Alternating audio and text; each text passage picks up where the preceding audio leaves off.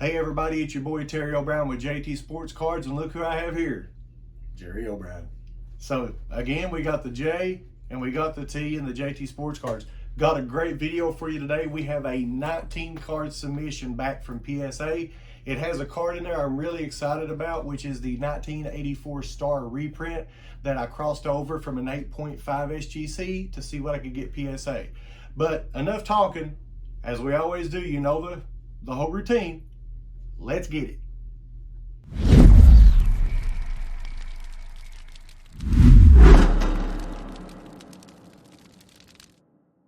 Hey guys, your boy Terry O'Brien again with JT Sports Cards here with my brother Jerry. And before we get started in the video, if you're new to this channel, remember to like and subscribe to the channel. Make sure you hit that notifications button so you don't miss anything that we post for JT Sports Card. So we got a 19 card submission here. Now this time, only 7 of those cards are mine. The other 12 belong to my brother. Let them know what you sent off to get graded. All Kobe's. Some 1 or 2 rookies. I also sent a variation set of Kobe that Fleer Traditions did. They made 8 cards of it, 2 blue, 2 red, 2 green, and 2 crystals. I sent all 8 of those in, so they will have PSA numbers in succession. Don't know if anyone's ever done that. I may own the only set that has that. Who knows? But I did it for my personal collection. And just to let you guys know, you'll never find a person that is a bigger Kobe fan than my brother is. You may find people that is as big, but you'll never find one bigger than he is. So hey, enough with the chit chat. Let's get the box open. Don't forget to go onto the channel. We've got a lot of new videos that we've posted out there. Make sure to share it with people. I want this to be a channel that's not just like some of the others. It's about people affording cards that nobody else can buy. I want this channel to be even for the standard collector who maybe can't afford that most expensive stuff. So we now have open. And I already see that for some reason there's going to be a card they did not grade, because it's right there in a card saver. So we'll see what card is it they didn't grade. I want to put these upside down so it's all a surprise. What do you know, Kobe? Here's cards. Looks like there's 2 that did not get graded. And then here is, what do you know, more Kobe's. So we're going to go through these and see what cards were mine, which mine's were the Jordans. His were the Kobe's. I think I might have had, I don't know if I had a baseball in there or not. But first and foremost, let's see what cards they didn't grade and see what reasons PSA is being mean to me again. Oh, okay, got you. 2 cards they didn't grade. This one was the Bo Nix 2023 Wild Card Auto. Now, it says that it didn't meet standard size. But just like videos I've had with you guys before about PSA, this card come directly from the manufacturer. I won at the local card show. It was still in the one touch from Leaf or from Wild Card. Even still had the sticker across the top, and PSA is trying to say it doesn't meet minimum requirement. Probably be resubmitting this. And the next one they said didn't meet minimum requirement, which has been in a one touch all this time. Maybe that's kind of the problem. Was the Michael Jordan Nemesis and Joe Dumars insert. So definitely be redoing those. So let's get through the cards and see what we got that's graded. If they did not put these in successive order, I will be very upset because they were listed in successive order. He wanted to be able to get the serial numbers to be able to identify from PSA to be in a chronological order from each other. So this time, I went first last time we done a reveal. I'm gonna let you go first this time on yours. Right. Tell them about the cards and stuff you got. First card here is 2020-21 Kobe Bryant Panini Slam. I've always wanted this card. Finally got it, sent it off. Looks like it brought back a 6. I really don't know why. The centering's just a little off top to bottom, but I don't see it enough to get a 6. I don't either. But if you guys notice, like cards like this, because they've had them for several players, it's a card from NBA Hoops made where they're actually taking the cover of an NBA Slam magazine and putting it out of that character and that player. A little less known fact about this card is it is the last commercially produced Kobe Bryant card that was made, and the reason being is Kobe's widow, Vanessa, owns the rights to his image and name, and no card company can produce his cards. The only reason Panini was able to produce this card is because Slam owns the rights to that magazine Exactly. cover. So that makes this the last that I know of, unless I'm wrong, makes it the last actually commercially produced Kobe Bryant card that actually has his image on it. Yeah, and if any of you guys are video gamers like my brother and I are at times, if you notice that he's not even in any of the NBA 2K games, and it's for the same reason that they can't negotiate the right price with his widow, Vanessa. Yep. All right, so what else you got? All right, next card we got here is a 1996 Kobe Bryant Edge rookie, a 4. Wow. Who graded that? Stevie Wonder? I mean, that's the net. I knew it wasn't perfect. I mean, I get it. Wow. A 4? That card, you see that bend right there? And you see that mark right there? And you see that mark right there? You see those there? None of that was on that card when I sent it off. Now, guys, you've seen a video of mine where I claimed that I got a card back that had stuff on it and had a low grade. So we're looking at that very same thing in real time. We have not looked at these cards yet. These are, you saw us open the package. I am very, very meticulous about my Kobe rookies. Extremely. Especially. And if any of this, and I actually have Kobe rookies at home that I have never sent to get graded because they have surface damage that's easily seen. And I would not have even come close. I never would have sent this card with this damage. It makes me upset, not really as much about the 4 because I'm a collector. The number doesn't really what means the most to me. But the fact that this card is this badly damaged and it did not get sent with that damage is what bothers me. Listen, as a guys, collector. We got grading kits. We've got the magnifying glasses. We've got everything to check the surfaces, the corners, the edges, the centering, all of it. And I said this about my last video, and now it's same with him. We've been collecting cards for about 30 years, and there is no way that we would pay what PSA charges to grade a card if we were sending them in something that was that badly damaged. Yeah. Because we would have, if we wanted it slabbed and we knew it was damaged, we would have picked a lower company, like maybe SGC's prices are cheaper. But man, that's sad. That upsets me a little bit. All right, next one is one of the Kobe Bryant cards. Actually, hang on a second. He's further. 126, 126, 126. Okay, so those are right. He's separating the cards by parallel, right? By parallels.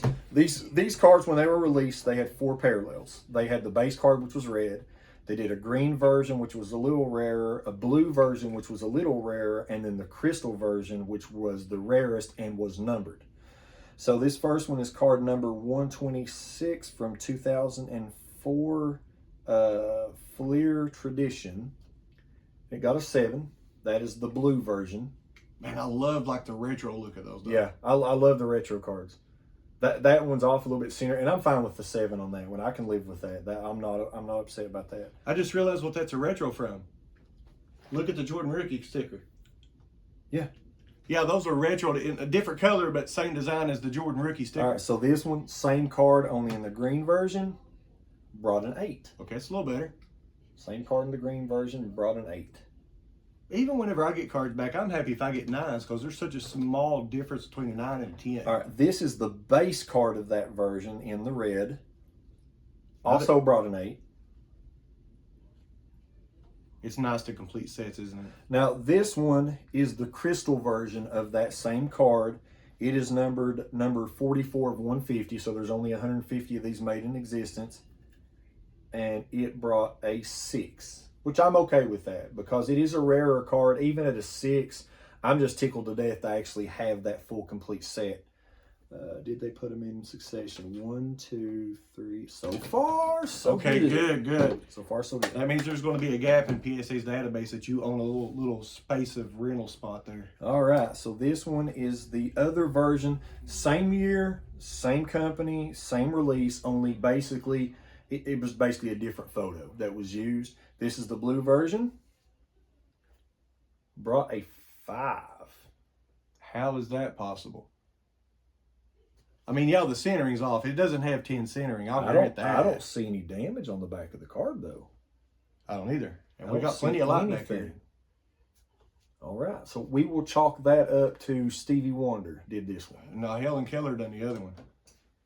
All right, so this one, same card, green version, brought an 8. So far I'm doing good on the greens and the reds so far. It's the blues and the rookie rages that ain't doing too hot. All right, so this one is the red version of that card, and it brought a 5. A 5. Well, I guess they figured the other 5 needed a friend. And don't worry if these cards are a little blurry in it. I'm actually going to put images in the editing part, so you'll be able to see the cards clearly. And this is the crystal version. It is numbered number 61 of 150, and it brought an 8. Okay, well, at least you got an 8 out of one of the crystals that's numbered. And they got them all in succession. So if we start with all 8 cards, it starts with 387 as the last serial number, or last part of the serial number, and then ends in 394. So they got that part right. All right, my next 2 cards here is also a set. This was the 1996 Press Pass Net Burners die cuts of Kobe. They did 2 different ones. These were always really nice die cuts. These are hard to get a good grade on because of how many different cuts are in the card. They made 2 versions, one in the black Lower Merion jersey, one in the white Lower Merion jersey. I got both cards. I didn't really expect them to get high grades, but I just wanted to have both of them slabbed together. That way, you know, like me and this guy right here, they're twins. So yeah, just look on the back. All right, so this is the first one. Kobe Bryant Lower Merion pulled a 7. That's not bad for that kind of die cut. You can see maybe a little white in there, but and so that is in the white Lower Merion jersey. All right, and the next one here obviously is going to be in the black Lower Merion jersey, and it brought a 7. 2 7s out of the die cuts. 2 7s out of the die cuts. And that's really not bad. These cards online, like I said, it's hard to get really high grades in them just because so many cuts are in them. But, hey, that's 2 more Kobe rookies that are PSA slabbed. I can add to my collection of 40 plus or however many it is now. All right, now, so I sent 7 cards in, but apparently they've only believed in grading 5. Must have been the same ones that damaged my other one. Yes. So this first one right here, Jordan, this is, I believe it was the 92-93 Upper Deck, and this was the promo card. So they had some Jordan promo cards out there. The number of these are always number 1. And if you look back on a lot of your early 90s cards, Upper Deck was the worst in the world to do it. Most of all Jordan's base cards in those sets, the number is 23. They give the number the same number as jersey. They didn't do that for every player, but they did it for MJ. So when you get the number 1, it's a promo. And this one, I'll let you see it first. Brought back we got an 8. I guess I could, I don't know. The centering's good. Corners are sharp. I don't see any, but anyhow, it's the Michael Jordan, it's 1991, excuse me, 91 Upper Deck promo. All right, so next this is the card I've been waiting on. You guys check the videography. You're going to see when I've done a video where I took the Michael Jordan Fleer Decade of Excellence, and it was in a WCG slab. It was a WCG 10. I had sent one off previously, and it come back a 9. This was my second try. So I'll let you see it first. So the WCG 10 came back as a Gem Mint 10 Michael Jordan Decade of Excellence. Wow, WCG got one right. Well, yeah, true. Yeah, if you guys watched my previous video, I didn't do that other good with the other WCG 10s, but this one actually came through for me. So that means I've sent 2 of these in, and I got a 9 on one and 10 on another. So that's pretty good. That's pretty good odds. The next one here, these are really hard to get good grades on because they're foil. Yeah. So the foil cards are bad to have a lot of chipping along the edge, even if you don't have whiting on the corners. This one was always one of my favorite, and it was a metal shredders. It's 1997 Fleer metal. Come back an 8. That's not bad. Well, I guess the metal didn't shred too bad on it. No, not too bad. No, not bad at all. Wow, that always was a good looking card. It is. Hey, I'm happy with an 8. That's that. That's a 96. Yeah, I've Yep, 96, 97. I have owned all of the Kobe's from that year and that rookie year, all the Fleer medals that I have found. I own all of them. All right, now this is another foil card. This is actually from Fleer as well. It's the Living Legends. Now, I looked at this card over myself, and it didn't have the best of grading, so I'm not expecting anything high. But it is a card that if you are a Jordan collector and you want to have kind of a lower end insert that doesn't break the bank to have, Living Legends is one of them, so is the Metal Shredders. So I'm going to show you guys first. Fingers crossed I didn't get too bad. Ooh, 5. I'm not going to lie, I kind of expected something like that. Man, it is a nice. It's got some whiting in the corner though, but it is really a nice looking card. Like the Living Legends is a really, really nice looking card. So that's a 5 that I'll still be proud to have in my collection. So put that here. Last one. Also in the video, you'll see where I took an SGC 8.5 Michael Jordan 1984 star reprint and sent it to PSA. So I don't know, what PSA standards are compared to SGCs because it's just kind of all over the map. But it's still one of my favorite cards. And let's see what we got. We got a 6. From an 8.5 to a 6. 8.5 down to a 6. And both and PSA owns both companies, by the way. Right, yeah, but they still let SGC function as their own private company. They just kind of rake in profits from them.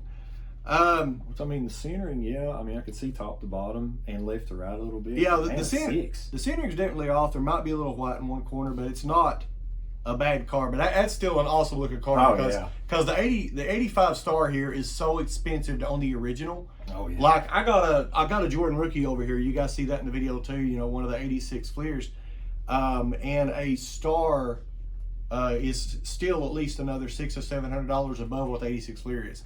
So I'm still kind of happy with that. I'm glad to put these back in my collection, but I'm really tickled to death about the Gem Mint 10 of the Fleer Decade of Excellence. I was so glad to get that.